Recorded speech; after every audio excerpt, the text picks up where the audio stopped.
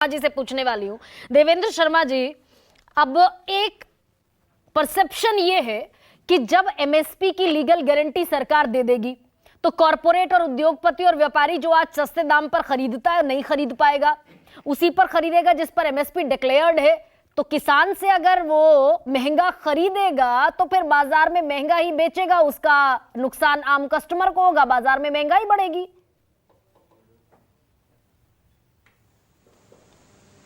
ये जो बात कही जाती है कि महंगाई बढ़ेगी और साथ में ये भी कहा जाता है कि भाई किसान जो है उसको समझना चाहिए कि भाई कंज्यूमर इंटरेस्ट को हमने प्रोटेक्ट करना है, ये बेसिकली इसलिए ये बिल्डअप किया जा रहा है क्योंकि एक देश को डराना है, एक आम जनता को डराना है कि देखिए अगर किसान को उसका हक मिलता है तो बोझ सारा आपके ऊपर पड़ेगा।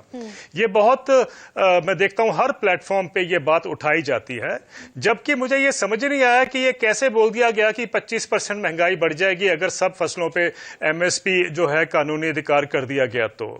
क्योंकि अगर इंटरनेशनली भी देखें तो इस पे भी बहुत डिबेट हुई, क्योंकि जब सेलर्स प्रॉफिट की हम बात करते हैं तो सेलर्स प्रॉफिट के ऊपर पहले बहुत इकोनॉमिस्ट ने ऑब्जेक्ट किया, लेकिन अल्टीमेटली ये माना गया कि भाई जो कंपनियां हैं वो जो प्राइस पे बेचती हैं इन्फ्लेशन उसके करके बढ़ रहा है। हमारे हिंदुस्तान में भी जो लोग ये बोलते हैं कि भाई महंगाई बढ़ जाएगी, हमारे एक रिजर्व बैंक ऑफ इंडिया के पूर्व डिप्टी गवर्नर ने ये कहा है कि 5 बड़ी कंपनियां हैं जिसके करके महंगाई बढ़ रही है।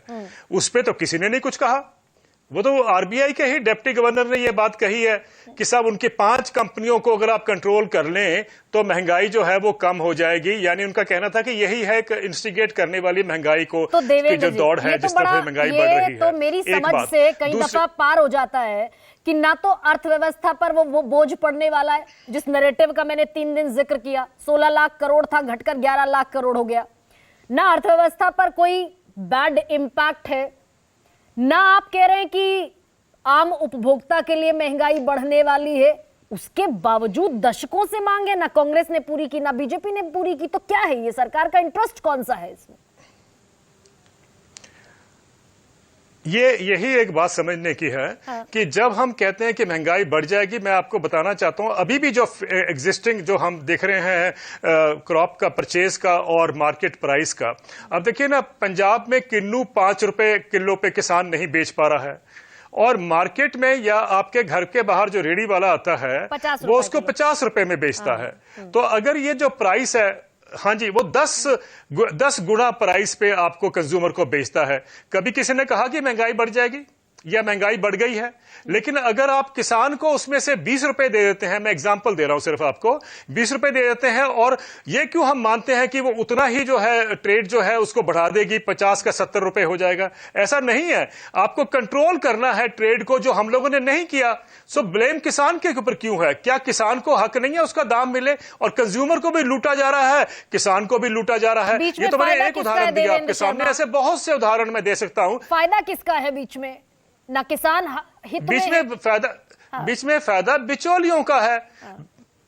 बिचौलियों का फायदा है जिसके ऊपर, क्योंकि वो ट्रेड है, वो ट्रेड है, आप जानते हैं कि पॉलिटिकल उसकी इंक्लिनेशन कहां पर है। कोई ट्रेड के ऊपर कुछ नहीं करना चाहता, उसको रिफॉर्म कोई नहीं करना चाहता। और ये नहीं कि आड़तिया वाले ट्रेड की होती है, जो बड़ा ट्रेड है, बिग रिटेल है, वो भी ऐसे ही करता है, वो भी ऐसे करता है। मुझे बताइए कि अगर 5 रुपए पे उन्होंने किन्नू खरीदा है, कौन सी बड़ी कंपनी जो है जो इंटरनेट पे आप शॉपिंग करते हैं उसने आपको 20 रुपए पे किन्नू दिया हो?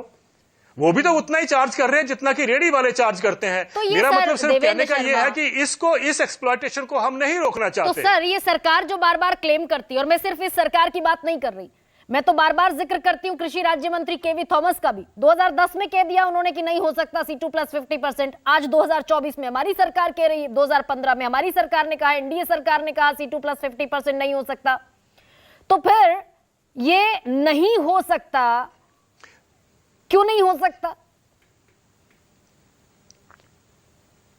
यस, ये बड़ी इंपॉर्टेंट बात है कि आप देखिए जब डॉक्टर स्वामीनाथन ने ये रिकमेंडेशन दी थी, हम ये ना भूलें कि डॉक्टर स्वामीनाथन बहुत साल हम देश के एग्रीकल्चर सेक्रेटरी रहे थे, वो प्लानिंग कमीशन के एक्टिंग वाइस चेयरमैन भी रहे थे।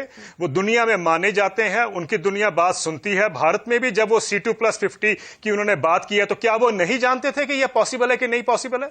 ये हम क्यों मान के चलते हैं कि कुछ ब्यूरोक्रेट्स और जो इकोनॉमिक एडवाइजर हैं देश के वो ज्यादा जानते हैं डॉक्टर स्वामीनाथन से?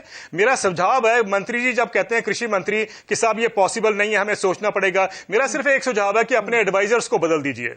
अपने एडवाइजर्स को बदल दीजिए जिन्होंने एक बोझ डाला हुआ कि साहब ये हो नहीं सकता। तो सर एक एडवाइस दे दीजिए, कह सकता हूं ये तो मुश्किल काम है ही नहीं है, बल्कि इस what is advisable right now at this point of time, जब हम शंभू बॉर्डर, कनौरी बॉर्डर पर फिर वही देख रहे हैं 2 साल पुरानी।